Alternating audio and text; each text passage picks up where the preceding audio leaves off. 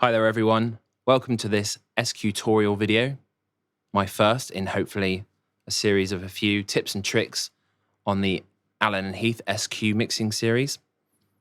My name's Jan, and for this, my first video, by popular demand, I'm going to show you how I do my soft rotary layers.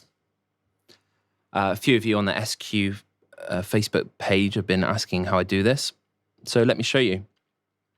I think, as you know, this isn't actually a built-in feature of the SQ, it's just a workaround.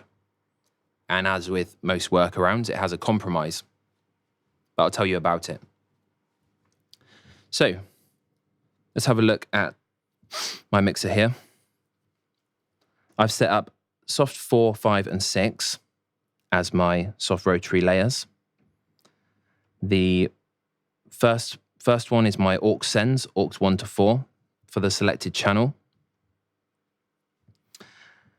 My second layer is I've got my main fader on there, and then I've got 3 effects sends. I don't normally have my main fader on the surface because I don't touch it that often, so that's why it's there. And I've got my effects parameters, so I've got a reverb, time, delay, feedback, and time, and that's another delay there with the tap tempo below on the button. And the really cool thing about this is I've got 3 here, but you can actually have a maximum of 299 layers, and that should be a clue. Okay, because some of you have already guessed it. What these are just scenes. But it's not quite as simple as just scenes. What's important to know is how your scene filters work. Okay, so just going to jump into the scene pages here. These are the global filters, and they affect the whole show file. So if you've got a red block, that means that this parameter will not change between scenes. So if you alter, what is this? This is the main mute, for example. If I mute the mains in one scene and then change scene, they'll stay muted, even if they aren't saved as being muted in the other scene. So a block stops things changing between scenes, and allow obviously allows it to change between scenes. What was new in 1.4, I think a year ago now, is we have individual scene filters for every scene. And you can see my scene 1, 2, and 3 have the filter icon, which means there are individual scene filters applied to them. And these are my 3 rotary layers. Okay, so the way to set this up is scene 4 here is my base scene. This is for wedding and corporate stuff. So I've got my base scene saved, and then I also saved it into 1, 2, and 3 again. I haven't done this, but I do actually recommend, if you make these rotary scenes, save them away from this front page, just so the first things you see, you don't need to see them. You can see your list of main scenes. Save them in 101, 102, and 103. It's just much easier, and you can set the soft keys to recall wherever you save them. So I saved my base scene in all 3 of these, renamed them, and set my scene filters, my individual recall filters. So let's have a look.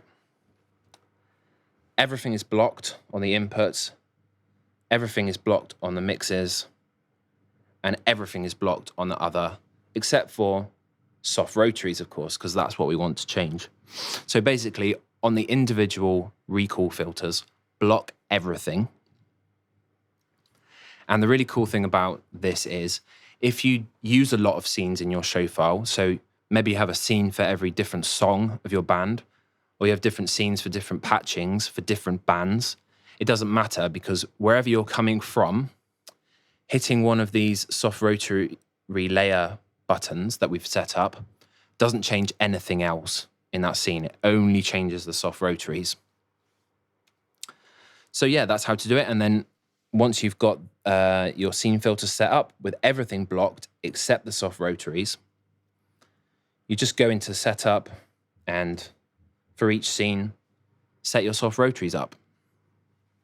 And that's really it, guys. Just one more thing I would say is, I know I said you could have 299 of these because you need at least one base scene. But if you do use a MIDI controller, something with a lot of buttons, say, for example,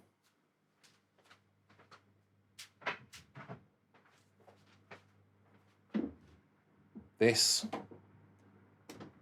excuse me, sort this camera out, APC Mini, for example, this APC Mini, which I think is the most amount of buttons you can get for your money in terms of MIDI controllers. This is $100 or 60 odd pounds, 60, 70 pounds. If you use that, you can use the MIDI protocol that's built into the SQ to actually trigger scenes and not use up any of the soft keys. So you could set up as many as you like, really, because you're not going to get 299 buttons plugged into your MIDI controller. That's almost all there is to say. Just one word of warning, and I did say there is a compromise when you use this setup. If, like I used to do, you have a soft key setup to store current scene, and you get in the habit of just pressing it now and again so you don't lose any changes you make, that will no longer help you with this, because if you've pressed one of the soft keys or changed into the soft rotary scenes, and then you change an EQ setting or a fader or any other parameter, and you press store current scene, that's going to save that parameter into the soft rotary scene. And when you return to your bass scene, it won't be there anymore. So it's sensible just to take that key off. If you use a store current scene soft key, just to get rid of it if you use this method. And if you need to save your scene, just go through the scene menu and save it manually.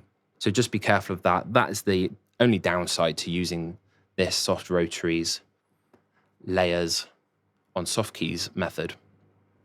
So anyway, I hope you enjoyed that, and I hope it's helpful. I hope someone finds use for that. I certainly have. Yeah, like and subscribe. I'm going to make some more of these videos when I get time. Yeah, thanks very much. Take it easy.